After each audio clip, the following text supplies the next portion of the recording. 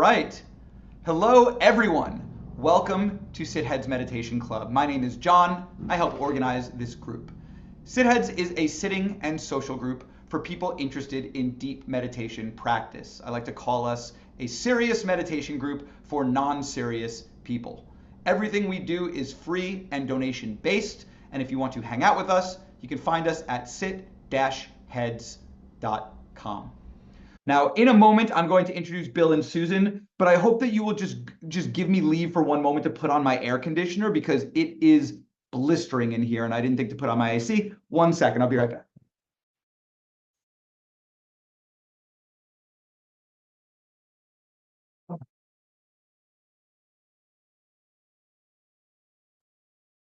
Okay.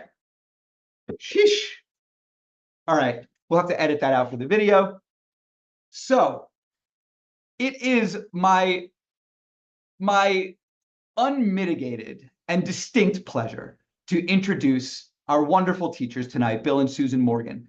Bill and Susan, why don't I just start with the big thing that blows everyone away? Bill and Susan spent a few years ago 4 straight years on silent retreat together at the Forest Refuge in Barre, Massachusetts. That's 4 years of silent retreat. And then they, just for good measure, they went back and did another year in 2022, if I'm not mistaken. By the way, I hope it's okay with you too if I speak about you in the third person like this for just a moment. It's all right? Okay. They are also both, I believe, psychotherapists. Susan is a psychiatric nurse. Bill is a clinical psychologist. And for 15 years, they have been teaching and leading retreats for mental health professionals and more recently also for couples. They are faculty and board members for the Institute of Meditation and Psychotherapy. That is sort of a friend group to Sitheads. We've done a couple things with them before. They are also contributing authors to Mindfulness and Psychotherapy, Second Edition, a book that gives clinicians and students an introduction to mindfulness and its clinical applications. Bill and Susan, did I slander you in any way or did I get your bios more or less right? The one thing I would say is that is an ad, but you wouldn't necessarily know this, but we're now opening much more to the general public, not just the mental health professionals, both with the Daily Sit that's on its 5th year now, and also the other retreats we teach out at the Barre Center for Buddhist Studies are now for the general public as well. So that's a shift as well. And one more is that Bill Morgan is the author of The Meditator's Dilemma. Oh, yeah. Which came out a few years ago as well. So, The Meditator's Dilemma. Will you just give me like a 1 or 2 sentence blurb of the book? It begins with a bit of a autobiographical piece, or starting out wanting to go deep, really fast, really hard, and how that tended to backfire. And it changed my approach to meditation to something more what I call yin meditation, more than yang meditation, not pushing so hard, but a more receptive and more inclusive form of meditation. But it started out one place and moved to that place. That's the summary. A book I wish I'd had 10 years ago and should probably still read. Cool, The Meditator's Dilemma. I will actually check that out. That sounds like a book that would be relevant to many. Before you and I have our short conversation, shortish, and then move on to the Q&A, is there anything that you would like to say before we get started, Bill and Susan? I would keep in the shtick on you running to the AC and running through the camera. Really? Well, I have to now. Otherwise, I have to edit. That was precious. That was precious. It was beautiful. Yeah. But there was something to me about the spirit already, like just hearing you speak of Sitheads and how all of you sort of came into being. It's really quite beautiful. And I think this is the kind of thing that is super important for all of us lay folk who are not going to ordain and become monastics, but to learn how to sit together with Kalyanamitta, with spiritual friends, and to have a community, whether online or in person. And if you can do it in person, it's like all the better, right? There's just something lovely about both. But that sense of all of us we need more than ever these days is a sense of community. And you've created this, and it's on a Donna basis. And I also bow to that, because I feel that it is radical in this culture to do something on a gift basis, as opposed to paying up front. And that's the heart of the teaching. So, and also, to some extent, what we've observed over the past 3 or 4, 5 decades is there seems to be, in general, in the culture, less emphasis on depth in meditation. Yeah. And so we're happy to hear that there's some emphasis in that, in your group, in your Sangha. Indeed. Yeah. Because that's something that's becoming a bit of a, it's a bit sad to us. We've noticed that generally. Deeply. People may do a very short retreat once in a while, but not really have a real taste of the depth or a real interest in going deeper. So appreciation, just appreciation for that too. Yeah. Thank you. Thank you very much. I appreciate the kind words. And I will say that Sitheads has very much taken on a life of its own now. And there are a number of people, first of all, everyone who's involved at all, but there are also a number of people who really contribute a good amount of their time and effort and creativity toward it. So it is certainly not just me. There's so many wonderful people involved. But thank you. It means a lot coming from people like you. And I think what you two said will help us segue very neatly into our conversation, because I want to just pick up a thread right away. So, so Bill, you talked about how you worry about a lack of interest in sort of depth, by which I understand you to mean practicing for transformation, or for making practice central, or infusing your life fully with practice, however you want to frame it, as opposed to, for instance, using it for a little bit of stress relief, calming yourself in difficult situations, none of which is to be disparaged, and none of which I hear you disparaging at all. But if I have that right, that's right. There's a problem here, I think, which is, on the one hand, you talk about depth and the importance of depth. On the other hand, you have the meditator's dilemma that you described, which is that in the pursuit of depth, people sort of wear themselves down to the nub. They put the pedal to the metal in a way that, according to you at least, paradoxically does not get them to the depth that they're looking for. It will be a hindrance to their practice. So how do we thread that needle? We want to go deep, and you'll see this a lot. I mean, especially in people, we can all, now we have the internet, we can hype each other up, we can tell stories on message boards about our incredible attainments. Other people hear that, they want those attainments. And you know what? Wanting to go deep is great. But there is this downside of people seeing it as a feeling like they need to grind and strive. And when you hear about all these deep places practice can go, it's hard not to strive for that. It's hard not to clutch at it, right? And so, how do you thread that needle? Yeah, I mean, we have so much to say about this. Go ahead. The spiritual bypass is universal, It's not just something that some people do some of the time. It's that we all do it to some extent, and it depends how. And in really pushing hard for something transformative, we can forget to, we're making a decision to not take a look in certain directions. At the end of the day, a lot of people will talk about wanting to go deep, but really they want to be more comfortable in their skin and in their psyches in the world, just a more deeply comfortable. And if we push too hard in the practice, we're still grinding, and actually you can practice in a way that increases your dukkha. Actually, that was my experience. And I pushed really hard for a good 20 years too. So I mean, I really explored that pretty fully, for better and for worse. But it really didn't. It was. I learned some things, but also I learned. We learn what not to do. We learned what not to recommend along the way, for having some of the missteps that we've taken. And so it's not about not being interested in depth.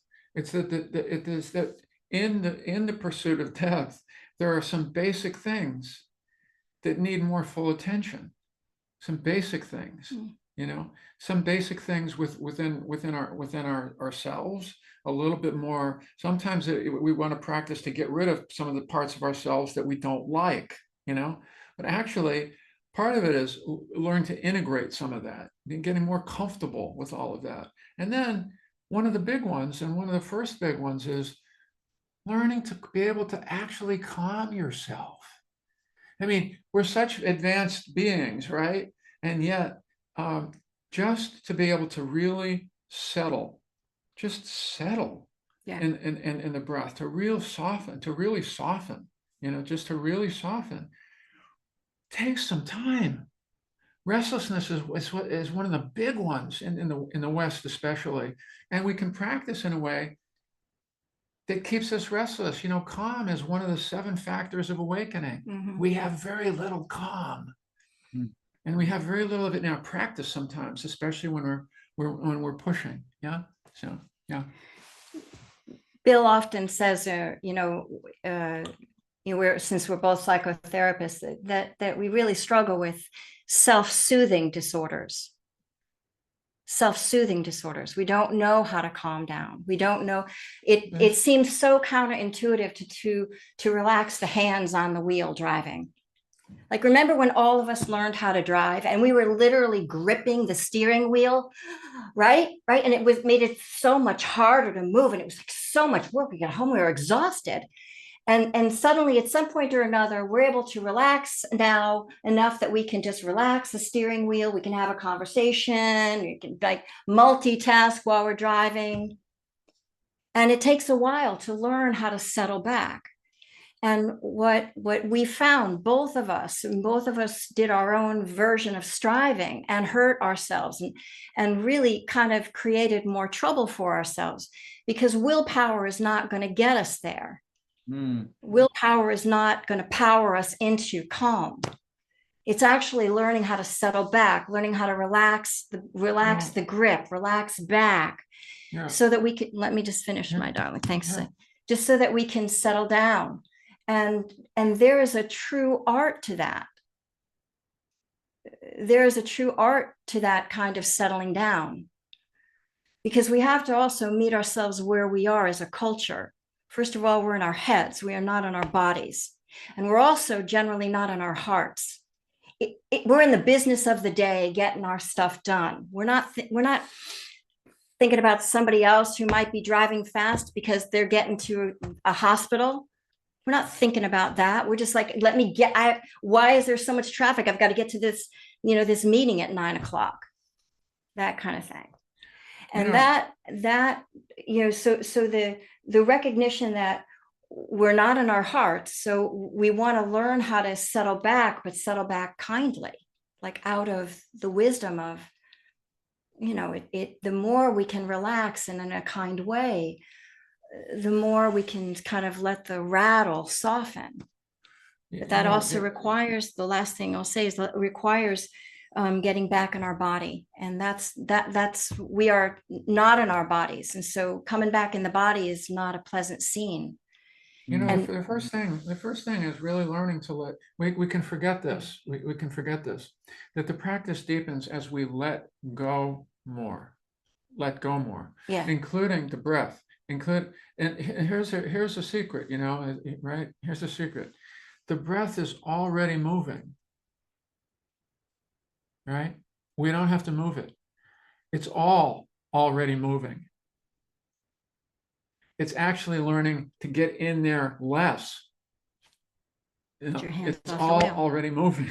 It's hitch a ride with the already moving breath. It's not, but what do we want to do? Steer it, grab it, catch it. It's just the sooner you get that in your practice, you'll see it. It's like, there's the grabbing, there's the impulse, there's the wanting to hold. That's the dukkha. That's actually where we need to open up open up the hands, Soften the grip. Just Soften the It's grip. already moving. We're not moving it. It's all already moving. Yeah. Yeah. I want to That's say how- something about that. Yeah. I want to say something about that. That was incredibly, I think that's going to be super helpful for a lot of people watching this. And I think that sort of thing in our society needs to be said. Meditation teachers need to be talking about that sort of softness, in my view. Who am I? What do I know? But in my view, the topic of softness, letting go, receptivity, as opposed to assertiveness, or proactivity, I think that's a very important and still neglected topic, given how important it is, I think, right now for how people's minds are right now. But I want to note something, which is that I've had the experience of recognizing the striving in me, the tightness in me, the sort of metaphorical gripping the wheel. Recognizing it during meditation on retreat, recognizing clearly its counterproductiveness, right? Recognizing that it was unhelpful, and then not being able to loosen up, and and then I would start to strive not to strive. I would start to try to force the letting go. And I wanted to just point to that because there can be a sort of like recursive hall of mirrors type of thing, like an infinite loop of striving not to strive, not to strive, not to strive, just turtles, right? And I wonder I have some thoughts on it, but I'm much more interested in yours on that topic. Well, John, I think it's like this. We have to see it in different ways. One way to see it is like a puzzle. I know it can be done. I just don't know how to do it. What is the meditative move? It's clearly not just a cognitive thing. It can't be pushed. It's like playing an instrument. How is this going to, it's like a puzzle. I want to solve this puzzle. I know there's a place of letting go where I can be present while letting go. I just don't quite, I have to be humble about it, I haven't quite figured out how those pieces fit together yet. But that can be where interest, now let me bring some interest to that, because interest is really important, right? How does that work? So I see it that way. Yeah, that's one way. And another might be to let go of meditation completely at that moment. Just stop, just let go of trying to do the practice. Open the eyes, take a few breaths, open up the interior. If we're going to think about instruments, this is a wind instrument. Open up the interior, let everything go. Just kind of look out the window for a little while. Just kind of come back just to the simplicity of that, and then begin again. This idea of beginning again is really important in practice. That notion of hitting the reset button and figuring out how to do that. But I think there's something important in changing the channel if you're getting frustrated in your practice, like if you're in a sitting in that way. And so how can you change the channel? And if you're, for example, on doing your own retreat, like at the Forest Refuge, well, it might be just sitting there and just sitting in the hall, looking out the window. It might be getting up and doing a walking meditation. It might be just actually getting up and going outside and doing a nice long walk and letting go of meditation completely.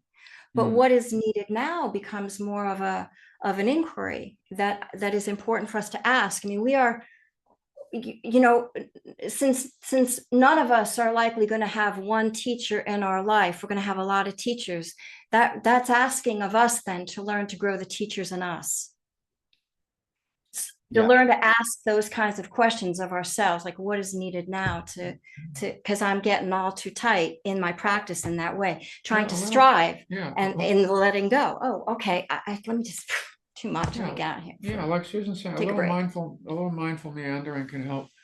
Just a little bit, just let it go. Let it go. Consciously daydream just for a minute. Just let it. That's let not it cheating. loose a little bit.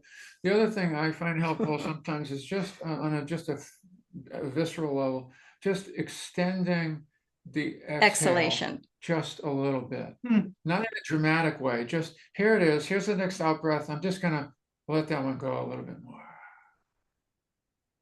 That itself has a effect on the nervous system right away. Parasympathetic, yeah, It will just have it. It'll have an effect, and it just tends to draw attention in a soft way. So one thing I want to say, when it comes to asking yourself the question of like what's possible, the other thing is to think about, like, would it be helpful to move the body, to just like, just soften the body? Would it be helpful to open up the breathing, the breath body?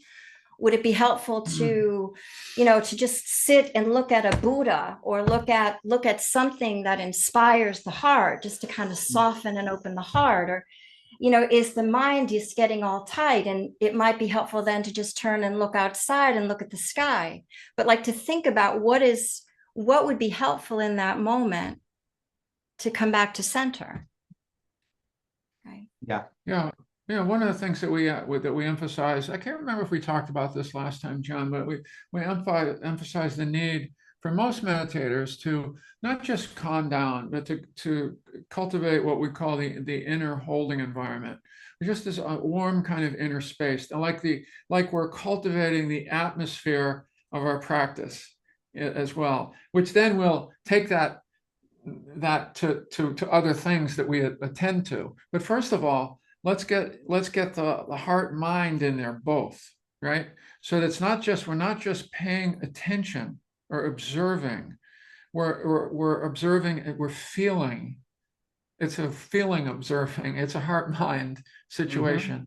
And just getting the heart and mind together, period, for meditators that's a practice, because we tend to spend more time in the head, and they tend to be a little bit more split off. But bringing them together in attention can be very powerful, and it's paving the way for a really good kind of deep concentration. It's got to feel good to make go sense deeper and in feel concentration. good. The mind has to want to be there. Right. The- Okay. So, please, Susan, go ahead. Just to say, another way to think about this is that it's also, we can't leave the body out. You see how easy it is to just talk about the heart mind and leave the body out? The body comes along for the ride. For any ride the heart mind is going on, any ride. So it is an embodied posture of caring attention. It is an embodied posture of mindful caring attention that is being cultivated. And we're learning how to cultivate that, not just on the cushion, but off the cushion. We're learning how to make that real, so that that becomes more of the default posture, as opposed to Susan Morgan or Bill Morgan or whoever. And that's so beautiful. And when that starts to happen, I think this is to move this forward. When that starts to happen, John, something is really comfortable here, really comfortable. There's some interest here. The heart and mind are together, interested in what's going on here. At that point, you stop worrying about a goal. There's an unfolding happening right here. And there's appreciation of where it is right now. In fact, that's part of what gets out of it, is any bit of impatience. That's part of calm, no impatience, right? And so there's a real settling, and it keeps unfolding. Totally. It keeps unfolding then. Consistently interesting. Like there's no end to that. So if we take the long view, it's a lifelong practice. Just take the long view. And then it doesn't matter where you are. You're just like forever deepening in different ways and understandings, and it'll find its own way. But like, just directionally, are we going in this direction? Let's just we think this is the orient kind of on the path. The raft that the Buddha was talking about. You have to build a Catch raft the to wave. take it to the other shore. We think of this as the raft. Once you build the raft, it's rolling now. It's going down. It's going down. We're learning how to enter the stream. The thing is, we're not so good at building the raft. We don't quite get that part. We want the wisdom part right away, but we don't quite get that. You really have to have this a raft. whole thing. This is our raft. This whole thing is the raft. And the heart's for this lifetime. The heart's got to be very much there. The heart's got to be very much there on that raft. Yeah. There's going to be a real natural yearning. Yeah. When you talked about an absence of impatience, that reminded me of when earlier Susan had talked about, as one of the sort of remedies is the wrong word, but one of the things that you might do when you find yourself striving not to strive is to just stop meditating, right? Bill called it mindful meandering, just stop meditating. When you said that, I noticed internally my reaction was one of aversion. And specifically, I could see it's a sort of impatience. It's like, you think I have seconds to waste not meditating, right? It's like, I'm going to stop meditating. I'm on retreat. I'm going to burn these seconds, burn these minutes, not cranking away at it. And so I think there's something really powerful about just stopping meditating, because it forces you to confront whatever that part of you is that is seeing this as, no, we got to cook, we got to go. And nothing would cut through that. If you can't get up and stop meditating, then you are in the thrall of that part, right? Of you. Yeah, that part of you. Selfing. You're selfing. Yeah. Let's use a Joseph Goldstein label. We're selfing then. It's like, Yes. whenever willpower is getting involved, whenever striving is getting involved, whenever judgment is present, selfing is present. That's you in the driver's seat trying to drive your meditation. Mm-hmm. Like, relaxing the wheel is like taking, letting go of that, and actually starting to, like, right. And here we go, John. I would say to you, just for you, when are we not on retreat? Isn't it just a change of venue, my dear? Isn't it just a change of venue? Well, at a certain point, And it looks becomes different, that and way. then we have to bump up against different obstacles. And you have to figure out how to, right? Anytime we drop in, we could be on retreat. You're Anytime. right. You're right. And that breaking practice, that like stopping meditating, is part of practice, right? You're being skillful in that. You're being skillful in that moment. It's skillful. There's skillful distraction. Absolutely skillful distraction. And I found out that people get, I forget the name of it, but where people get more work done and feel less stressed at the end of a work day if they can work at something steadily for 50 minutes and literally stop all work for the next 10 minutes, and to do that throughout the day. Well, it's like that with meditation too, actually. It actually is more productive if you take a little break. And if you don't ever take the pedal off the metal, it has its own kind of exhaustion and a little bit of the part of the organism wanting to, now this is starting to feel like a foreign object now. And at some level, you got more of a primal resistance starting to kick up there. So a break actually can enhance the whole situation. So I believe it does. There's an interesting thing to think about in terms of managing energy and learning how to not push, like feeling the energy of pushing, feeling the energy of settling way back, and then feeling the middleness, right? Yeah. They all feel different. And we can begin to feel that. And so that, just to use that as a marker, just get the self completely out of the way, just like begin to use that as a marker, right? How to begin to feel into regulating that energy. And I think, by the way, that it's really valuable that these messages are coming from you two in particular, because no one can doubt your sort of hardcore meditation bona fides, because you're that couple that did the 4 years of retreat. It puts you in a privileged position to say things like, hey, softly. And people can't say, well, you're just a couple of wimps. Of course you would say that, because you are who you are and you've done what you've done. So I actually think you're very fit messengers for that message. Been there, can I say, been there, done that. I hurt my body in the early years of my practice because I practiced so hard, wanting to get somewhere and and then the complete opposite is, when practice really started to begin to grow for me was when I actually began to take care of what was going on in here, of the body, and with a kind voice, and learning how to cultivate a kind voice inside.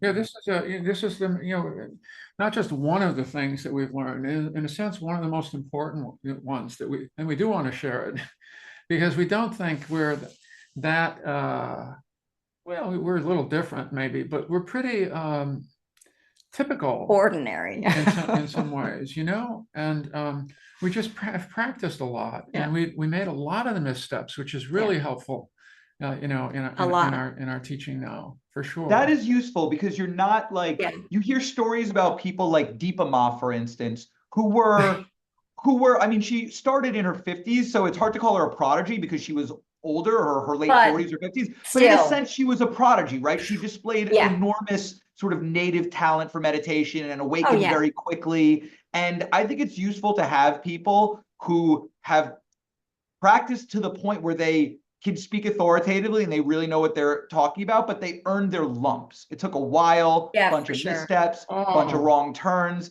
There's something, Oh. there's value in a teacher with who has those scars, I think. There's value in a teacher like Deepa Ma Yeah. as well. Obviously, she can just touch you on your head and do a thing. For You know, sure. like, that's amazing. For sure.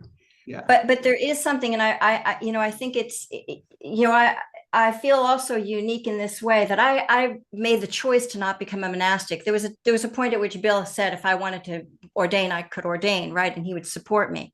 But the truth is that it feels more important actually to learn how to live well in this world and be able to help people figure out how to live well in your worlds. Yeah. And understand that your world and my world is one world. You know, we also decided to not be parents, you know, and But then the question was, where's the love going to go? You know, so we like to think this is one of the places where the love is going. You know, we get to work with people in this way, and it's very fulfilling like that. Yeah, and you know, like what, you know, parents will often say or feel that they don't want their child to suffer as much as they did. Yeah, we don't want people who work with us or who can hear us to go down. There is a way to go down the wrong road with meditation. And I don't mean having some kind of psychotic break. I just mean you can go down in a way that doesn't bring joy and that actually can increase your suffering. And so getting an early positioning, getting a few things clear early on is super helpful, because sometimes we get on it, we get, okay, this is the way it is, and I'm just going to keep going, right, you know. And I did that for a long time, right. So I don't want you to have to suffer as much as I did, in some respect. You know, there's some real truth to that. That's part of our motivation. Exactly. It's like why I say, you know, when you've been sitting for a long time and you get really frustrated, it's not necessarily about the odometer thing of like sticking it longer. I'm going to stay for another 2 hours because not move. Right. It's not about that. It's about the wisdom and compassion. Say, let's go take care of that. Let's change the scene for a little bit and then come back later. It'll be there. It'll be there.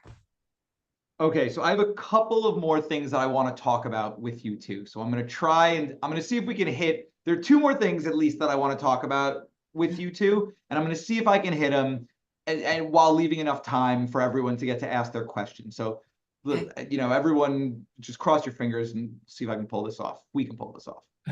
You two will pull it off. We'll see how I do. First question. Now that we have sort of really, I think, pretty thoroughly made the point about the importance of softness, the importance of a gentle approach, the importance of not putting the pedal to the metal. That's good, because I want to ask you a question that I think could be taken in that light, but doesn't have to be.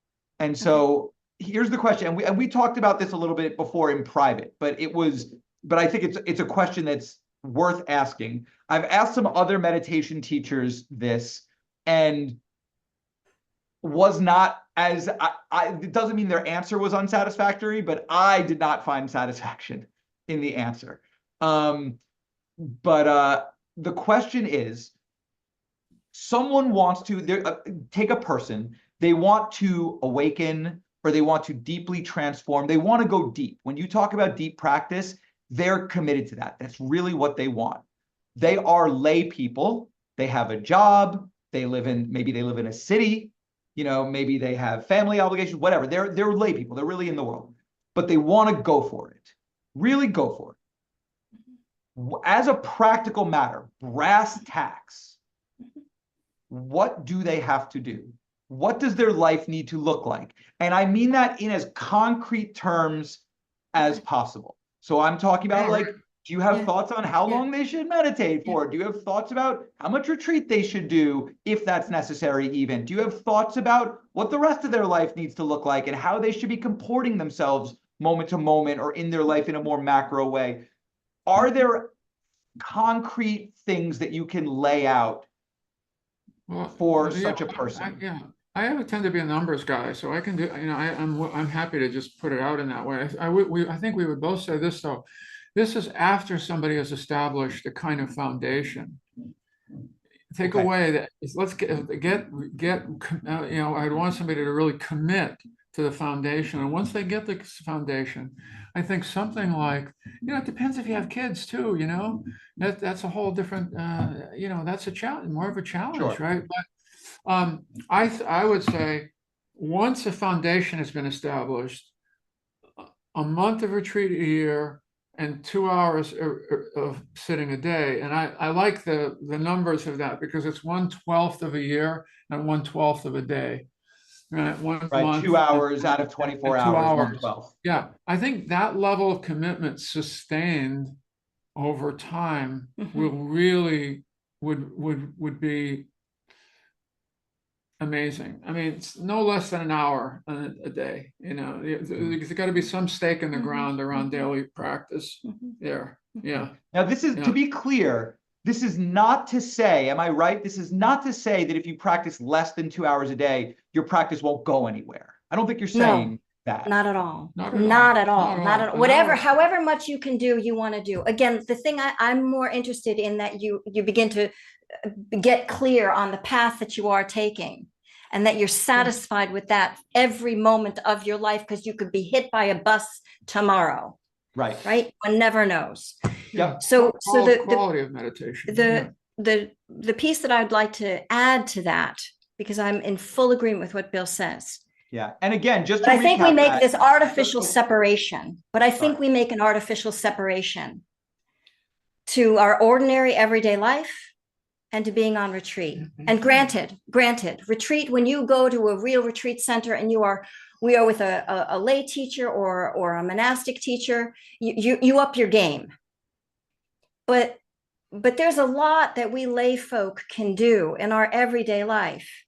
If we just limit our practice to being on the cushion, it's still, there's a lot of time off the cushion then where the mind is slipping and sliding all over the place. Yeah. And we want to learn how to put some real stakes in the ground in between these things, like in the course of a day. Learn how to just take 3 mindful breaths. Have a practice, that you're clear what you do in the morning. Like maybe you do an hour in the morning and an hour in the evening. And you anchor it in such a way, though, that there's a sensibility over the course of your day, even though you are out in the world in the middle of your day. Yeah. It is considered the whole thing, your whole life. If you want to go deep, your whole life is retreat in some way, however that looks for you. And that will look for all of you. And in some sense, I could say that we meditators, those of us who have chosen meditation as our craft, there's a sense in which we're actually very lucky. If you're a violinist, you can't practice your craft all day. That's not an option. You have to put your violin down to pick up your fork or whatever, right? Or to sit on the toilet. But actually, a meditator never has to put their instrument down. Correctamundo. Correctamundo. Absolutely. And the Buddha gave, he said, with regard to the body, there are 4 classic postures: sitting, standing, lying down, walking. Those 4 postures get us through the day. And he said, set up your practice and learn to set up your practice. Get really good at setting up your practice in all 4 of those postures. Yeah. It's just, it's just that's a little more natural to do that when you've been doing enough retreat. And enough retreat. And there's enough interest. It wants to become a little bit more seamless here and there. It wants to move in that direction. It feels good to move in that direction.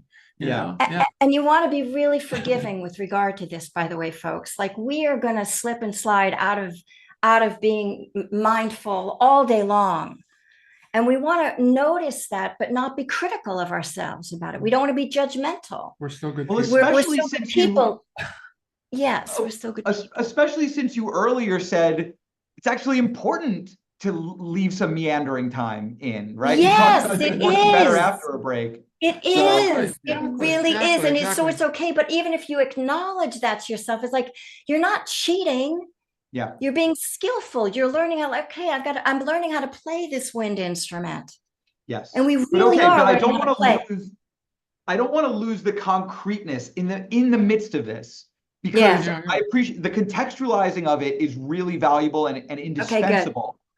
And I also want to just highlight, because we so rarely get numbers, right? I've asked this of other really wonderful teachers, and like, what brass tacks, what do you need to do? And I've gotten a response like, well, it's right there in the suttas, follow the Noble Eightfold Path. And it's like, well, sure, but I knew that, right? And so to actually say, so like, I'm just going to say it again, not that this is like a rule, but you did say, as a guideline for someone who wants to go quite deep, a good way to think about it is 1/12 of your day, 1/12 of your year, which is to say 2 hours a day out of your day in formal practice, 1 month out of your year in formal retreat. And which Susan importantly added, continuity of mindfulness throughout the day with an occasional break from that, so you don't go bananas. Is that sort of like, exactly, more like exactly, you're just kind of beginning to appoint your life with little like handholds. I have mindful notes, little notes everywhere. Like when I first began practicing, I used notes, but you're learning how to do that with your life. Like even how the regularity with which sit heads meet is one of the anchors then of your practice potentially. Well, and one of the other pieces, and these are the things, like what are the little anchors that will just help you thread the practice more organically. And it might be going to a live sitting group. It might be going to a few online sitting groups. We have a daily sit that we have been doing for 4 years now since the pandemic. It's actually in its 5th year, and it's 10:30 East Coast time. But it's been going on, and it's on Zoom. People, yeah. And we have a regular group, and there are a few people that are here those of you from Daily Sit, raise your hands so folks know. It's like it's a real community, and people feel that sense of connection. And we just even had a householder retreat where people from the Daily Sit just came to Berry Center for Buddhist studies and practiced with us in person. And we have someone from here. I just want to add the counterpoint to this. It's also beginning to become more sensitive and more self-honest about the activities that you are continuing to engage in that rev up your nervous system unnecessarily, unproductively. And it's really take away your mindfulness, and it can be unsettling. Take away your samadhi. How often do you check the news? What is your source of news? If you don't know the effect of this, try checking out the news for 10 minutes before meditating in the morning. And try it again the next day. If you haven't already, as an example, I don't know, we all have our little, some of those little things that suddenly become, well, what's up with this? Is this whatever this is? Is it still serving its function? What is its function? What is the motivation? Do I want to keep doing it, basically? Because I think that kind of thing, organically seen and known. It's not like, oh, I shouldn't do that. No, it's because I've actually checked it out. It doesn't feel good. Yeah. And I think some people hear that and push back on that because they're like, well, now we're talking about, well, I might as well become a monk if I'm going to give up these things that I like. But I think it's, there is maybe some hypothetical perfect Buddha who could check the phone, check the news whenever they wanted and remain perfectly unruffled. But until you're that perfect Buddha, it might behoove you to take some breaks from that, right? Like, or just be moderate with it. Just find what the right balance is for you with it, Yeah. But it's really ehipassiko, that lovely. Yeah. instruction from the Buddha, invitation from the Buddha, ehi passiko, come and see for yourself. Yeah. It's more like, here's something to check out. Mhm. It's more like that, you know. That's also where the best kind of all of Sila kind of gets reinforced. I was just going in to that say, place, Sila. you know. One of the things that Yeah. I was just going to say, Sila. Thank you. So the piece that starts to become important with practice is Sila. And we also don't want to talk about that, but Sila is ethical Right. conduct in Yeah. body, speech, and mind. And when you start to notice is, and it would be good for you, all of you, to just, see for yourself. Let's say you just, you had a moment where you were really reactive with someone, and then see how that feels in your body and in your mind when you step away. And do you feel the stress that has arisen because of the unskillfulness? We have to feel that for ourselves in order to begin to relax that. Not out of a judgmental place, but if we're really going to take the practice seriously, the only way our meditation is going to go deep is if we are, in general, not causing too much trouble. Yeah. Yeah. Because when we cause trouble, we actually, the stress chemicals get going, and that's not going to help for samadhi.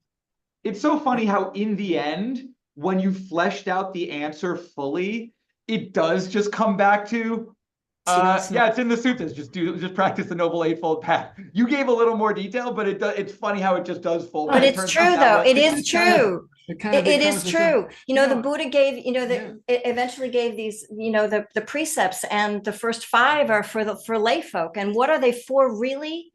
They're actually, and the reason they came about was because in monastic communities, the monks would get unskillful. And so he's one by one started adding, like creating these precepts, like where we're going to practice not causing too much trouble. Yeah, it's all about non-harm, really. Just about non-harm and goodwill. This is the direction. Let's check it out. Let's see. Yeah. Just check it out. It's so different. Yeah. And don't do this. Don't do that. Check it out. Just be honest about it. Feel it. Yeah. Also, be willing to feel it a little bit. That be guided by that. Yeah. Be guided by it. Yeah. The direction is always going to be moving away from harm, like less suffering and more ease of well-being. Yeah. Less suffering, moving in the direction of non-harm and goodwill. Mm-hmm. We want to be feeling that. Yeah, we want to be feeling That's that the direction pretty early, actually. We can start feeling that direction kind of on the early side. And as Bill's saying, it's a felt experience. We feel that. We feel when our hearts are in the right place. We know when we've given a gift out of obligation, or when we've given it because we felt moved to give it. Yeah. We know those differences inside. This is an embodied practice, and where the rubber meets the road is actually internally, that we can feel these states of calm, these states of tranquility, these states of not causing any trouble, right? Feeling ease of well-being. We feel that or not. So I have like 8 more questions for you, but that's why it's great that you could always just come back and join us again. I think it's time, if it's okay with you, to open it up. First, let me just say thank you for that conversation. What a delight always to talk with you two. I found it enormously fun and interesting and illuminating, and I hope other people besides me also found it that way. Let's open it up. Holly, do you want to ask your question? Sure. Hi, Bill and Susan. It's great to see you in the evening. One thing that I have found, I quite often come to these evening meetings with sitheads, and there is a lot of variety among all the people in the different traditions that they follow, and they may often be following one tradition and then moving over to something else. Could you talk a bit about the value of that, and is it necessary to pick a tradition, or just anything along that topic? Good question. Very good question. We like to encourage people to not get too, is that the word, parochial about it? Too like, just one track about it. And we ourselves, although mostly we've done Vipassana meditation orientation, that's where we did our long retreat. but we've took bodhisattva vows with Mingyur Rinpoche and did a few retreats with him, and are very much affiliated with the Tibetan Center up in New Hampshire, Wonderwell, with Lama Willa. And also we did a fair amount of Zen practice. And for us, each arm, at least those three, if we just stick with those three arms, although in the Theravadan, you could make an argument for the Thai and Burmese versions, but nonetheless, each tradition has its jewel, or several jewels, the things that they've cultivated more of. And in some cases, you are also where they've cultivated also less of something else. You know, there's a cost to it, you know, but there's a lot there. But we would always look for the jewels. And so even in our teaching, it really is an amalgam, I would say, and from of all the traditions. And we've grown from being exposed to all three of the traditions. I also spent 6 months in a Trappist monastery, so I had a taste of that as well. Yeah. That said, I would say that consider what you need. We're all very different humans, and we have different temperaments. I think that the different traditions, they pull for different temperaments, actually. And they also have different, like, they're different qualities that come forward. One of the beautiful things to me about the Tibetan tradition is that you feel the real devotional component, which is so not present in lay Western Theravadan practices. I mean, it's a little bit more now, but it's still not so much. And I think that it's it's worthy of learning how to bring that quality of devotion in, for example. And Zen also has its own beauty. The poetry to me was like the thing, it just went right into my heart. I knew exactly that the Dharma overall was where my heart lived, and because I understood it. So like, we're all different. What do you need? And at some point, like, let some practice distill itself, because it's easy for us to, as Westerners, go wide in our, like, I want to taste everything on the banquet, and then it ends up being like an overstuffed meal. And so we want to be careful with that and think, how deep do I want to go? How wide and how deep? Right. Those are the considerations. Thank you. Thank you. Very good question. Very good question. Thank you. Thank you. That's really helpful. Yeah. Thank you, Holly. Thank you, Bill and Susan, of course. Preston, would you like to ask your question? So, hi, Bill and Susan. I'm Preston. I sit with the group quite a bit, but I've never really come to these that much. I watched one of your prior videos. I think it's like super endearing that you do these together, and it's inspiring for me and my girlfriend. I kind of love the talk a lot. It really resonated with me. I'll have to kind of rewatch. I didn't take any notes, but the question I have is, like, for people that you help work on their practice, like, do you bucket their mind state at all? So I have a lot of relational thinking, which I explain to this group like pretty often, but have not explained to you. This comes by way of bipolar 1, since it seems like you have a psychiatric background in the DSM. And so I would think that bucketing people's mind states would help you work with them. And I'm just curious if that's, like, I don't know, something that you guys do in working with people, or, you know, how you look at those people with they may have different mind states you work with. Can you just clarify what you mean by bucket people's mind states? Yeah. Can you just clarify that for me? So one bucket might be, I have a lot of anxiety right now. One bucket might be, I'm really sensitive to others right now. Another might be, I have a lot of relational thinking, or I don't know, whatever you guys are, you know, whatever you see a lot of people, right? Like, okay. Thank you. It's so important. Basically, we don't want to leave the psychological out of the practice, because that really does come and sit with us, right? Like, our mind states are what comes and sit with us, and learning how to work with them, it does helpful to kind of know what's coming up, and to begin to figure out how to regulate it, how to begin to self-soothe given the conditions, like literally.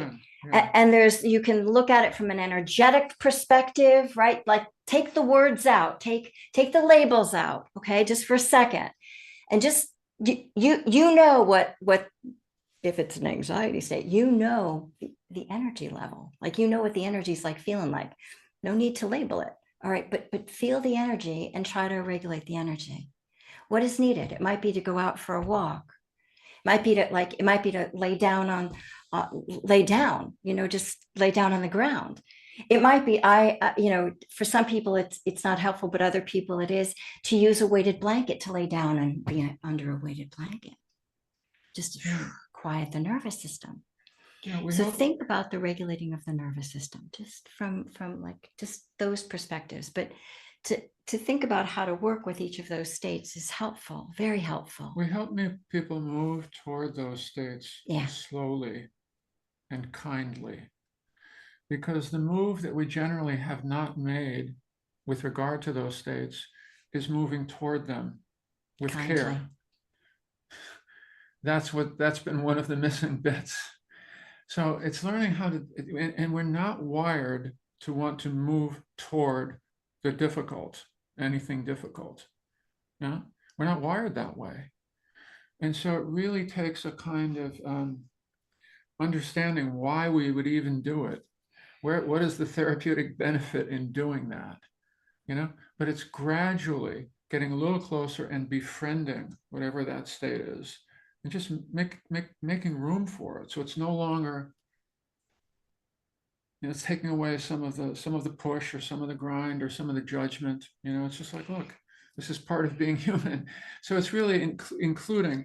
Susan I was talks just going to about say, loving everything into the fold of love everything into the fold of mindfulness. Yeah. That's what we're doing. We're learning how to love everything into the fold of mindfulness, as opposed to pushing it away, or so that pushing through, that I can be that will or make me feel managing. more at home. Right? It's not pushing it It's through, not that. pushing it away. It's like, It's slowly inviting it closer, like it's all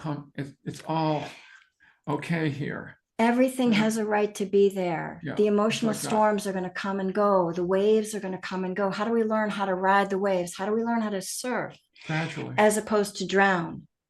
Right? How do we learn how to surf? And there's an art to that, and a kindness to that, and recognizing it's not going to be a smooth or comfortable ride. It isn't for any of us.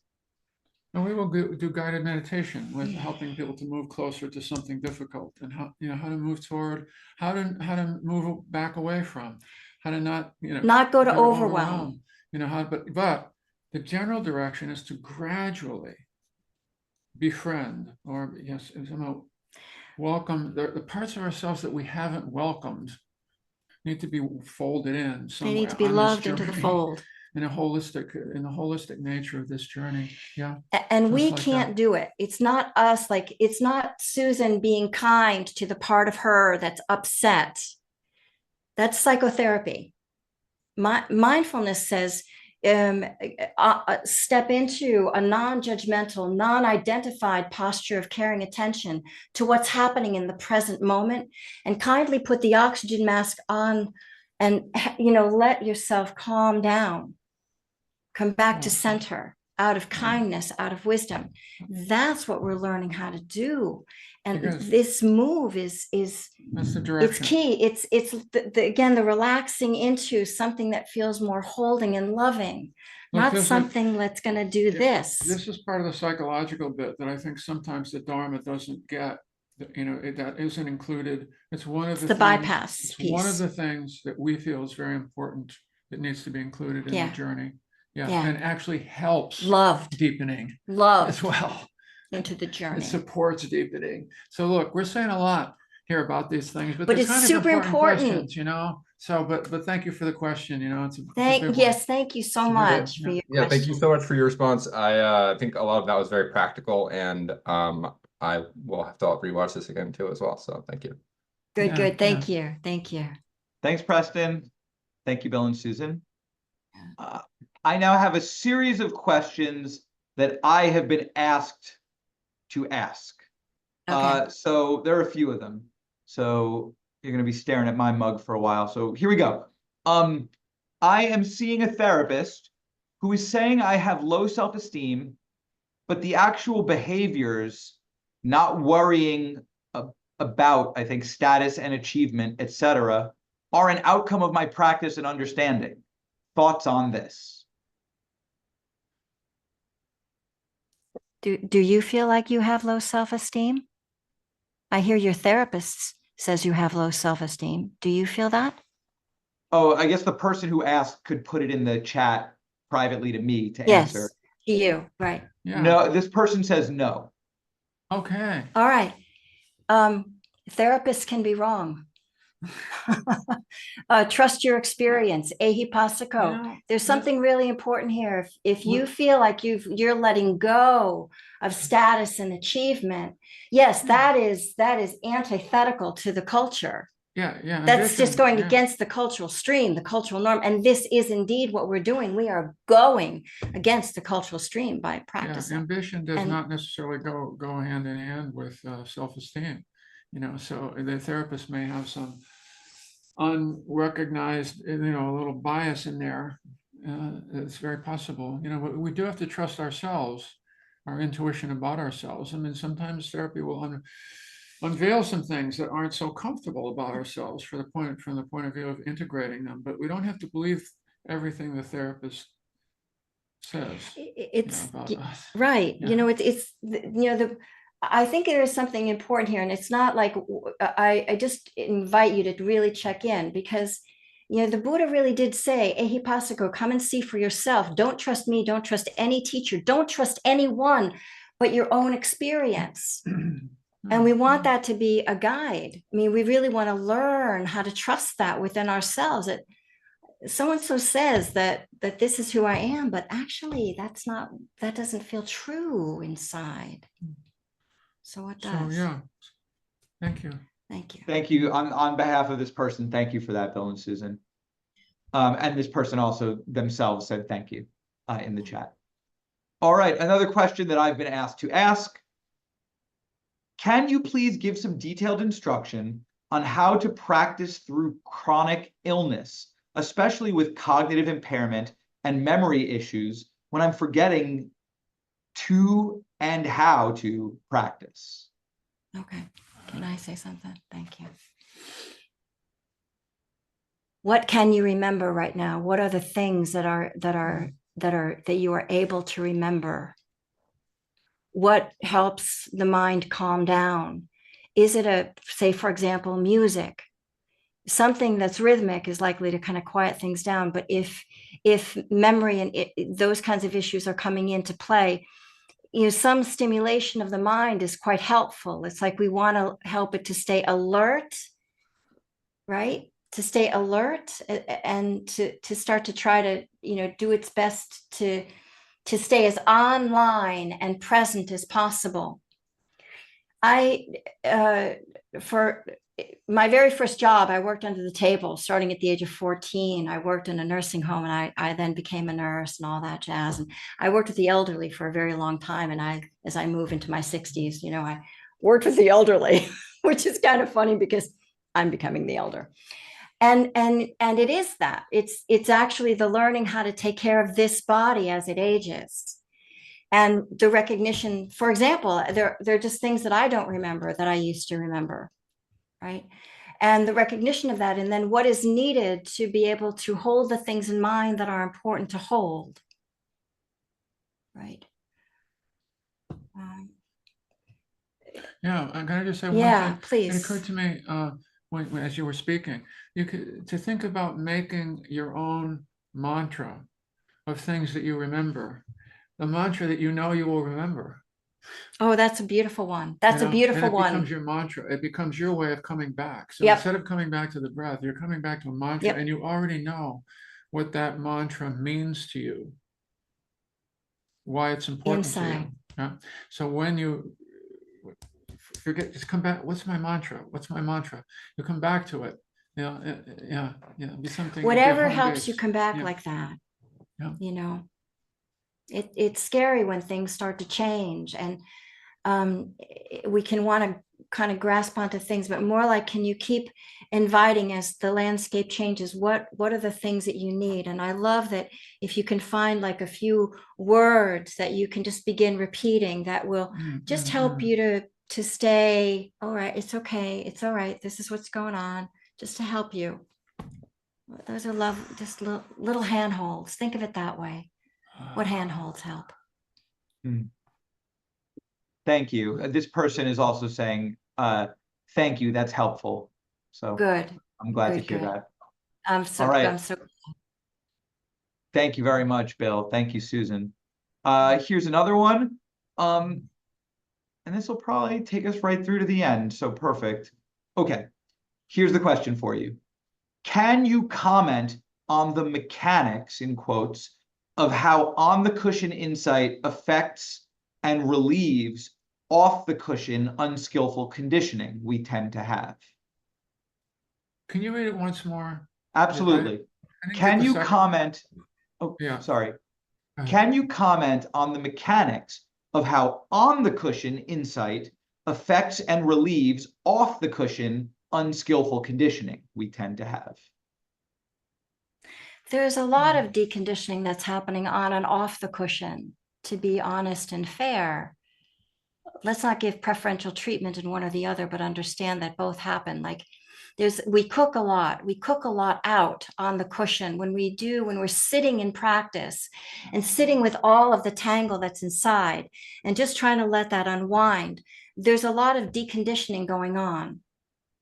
So the more we can leave, for example, on the mat and then get up in real time in daily life, we begin to see, for example, that we might have a little more patience, or that we might, the breath might be moving a little easier. There's a sense of a rudder for some way, or at least for stretches of time. So it works in that way, that it's, but the on the cushion, I often liken to bushwhacking. We're bushwhacking a path in daily life when we sit on the cushion. There's a lot of sensory stimulation that comes at us all day long that we cannot possibly let go of. So when you sit down on the cushion in the quiet of your mind, when you let go of the devices, there's a lot going on, you might notice, and that it's hard to quiet the mind. But the more we just do that, what we're doing is we're letting go of like the heavy debris, like the stuff that hasn't collected in our bodies yet, the stuff that's just rattling around, and like the conversation that you just had that was not so good. You just finally lets go a little bit. Those are very real things that for us to begin to see cause and effect, in real time, in very short periods of time, and over longer periods of time, as you've been practicing on the cushion, and you see slowly changes happen. Like for me, over the years, I've gone from being someone who was a worrier, like truly my 20s, a real worrier, to that's not an issue at this point in my life. And that's definitely because of practice. As a for instance. You know what the Dalai Lama said one time when students kept asking him for a quick, could you give, some kind of quick technique, and he finally got, frustrated as Dalai Lama ever gets. He said, you Westerners, you always want something quick. Maybe a little change every decade is good, eh?